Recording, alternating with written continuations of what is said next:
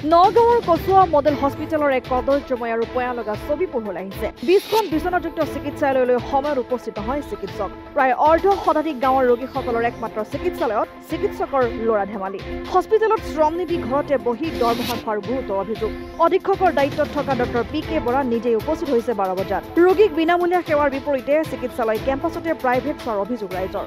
নগাঁও জিলাৰ কচু আদৰ্শ চিকিৎসালয়ৰ চিকিৎসকসকল সময়মতে উপস্থিত নোহোৱাৰ ৰাজহুৱা অভিযোগ উত্থাপিত হৈছে। হস্পিটেল কৰ্তৃপক্ষৰ হেমাহি আৰু চিকিৎসকসকলে কৰ্তব্যত গাফিলতি কৰাৰ বিৰুদ্ধে পূৰ্বেও বহুবাৰ বাতৰি সম্প্ৰচাৰ হোৱাৰ পিছতো স্বাস্থ্য বিভাগৰ কোনো গুৰুত্ব নিদিয়াত অঞ্চলজুৰি এতিয়া তীব্ৰ চাঞ্চল্যৰ সৃষ্টি হৈছে। পুৱা 10 বজাৰ পিছতো চিকিৎসক নোপোৱাত ৰোগীসকলৰ মাজত হাহাকাৰময় পৰিস্থিতিৰ সৃষ্টি হয় আৰু এনে কাণ্ডই সচেতন ৰাইজৰ মাজত প্ৰতিক্ৰিয়াৰ সৃষ্টি কৰিছে। এতিয়া প্ৰশ্ন হয় মুখ্যমন্ত্ৰী হিমন্ত বিশ্ব শৰ্মাৰ স্বাস্থ্য বিভাগে কি ভূমিকা গ্ৰহণ কৰে সেয়া হ'ব লক্ষণীয়।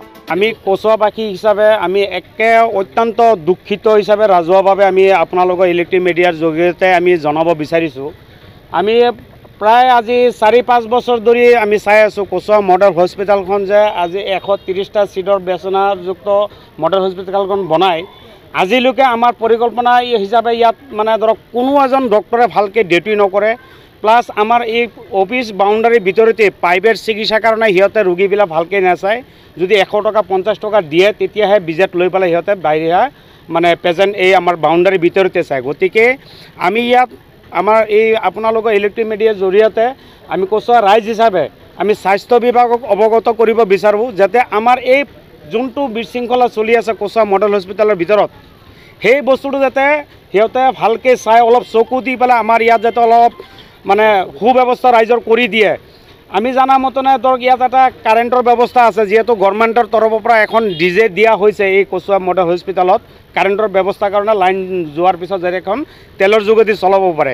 সেই বস্তুটো আমি দেখা পাইছোঁ আজিৰ প্ৰায় 4-5 বছৰ হ'ল লগোৱা, কিন্তু আজিলৈকে আমি 1 ঘণ্টা ভালকৈ চলোৱা বুলি কচুৱা মডেল হস্পিটেলত আমি গম পোৱা নাই বা আমি নিজেও আমি পেচেণ্ট লৈ পৰি আহি পেলাই দেখিছোঁ ইয়াত কোনো সুবিধা নাই।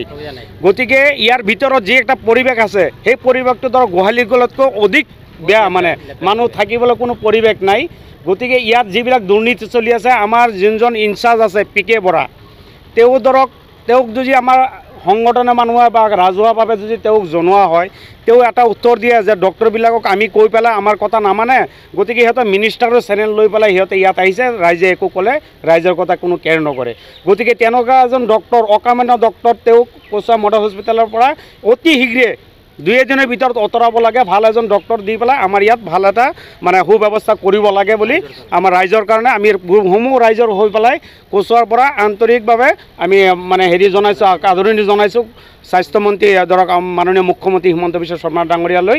গতিকে যাতে আমাৰ এই বস্তুটো অতি সোনকালে মানে এটা ভাল ব্যৱস্থা কৰি দিব বুলি আশা ৰাখিছোঁ। এইটো আমাৰ হ'ল আমাৰ ইনচাৰ্জজনৰ গাফিলতি।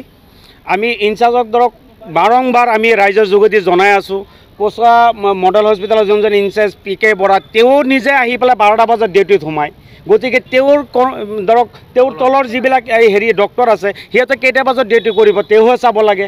গতিকে আমি আজি ৰাইজ হিচাপে গোটেই কচুৱাৰ ৰাইজে আমি ইয়াত আহি পেলাই চাইছোঁ যে 10টা 15 মিনিট 20 মিনিট হৈ গ'ল, এজন ডক্টৰে পেচেণ্ট মানে চাই আছে, বেমাৰী চাই আছে, বাকী কোনো ডক্টৰ তলা লগোৱা আছে, ডাঙৰ তলা ভিজুৱেল লৈছে আপোনালোকে, তলা লগোৱা আছে, লেবৰেটৰী আপোনাৰ তলা লগোৱা আছে, এজন ফাৰ্মাচিষ্টে আপোনাৰ খালি মেডিচিন দি আছে আৰু এজন ডক্টৰে আছে। ইমান এটা বৃহৎ অঞ্চল আমাৰ ইয়াত পিছপৰা অঞ্চল, গতিকে আমাৰ মেডিচিনৰ কোনো সুবিধা নাই। মেডিচিনৰ কাৰণে আহিলে ধৰক যদি 10টা মেডিচিন লাগে এটা টেবলেটো আমাৰ হস্পিটেলৰ পৰা নাপায়।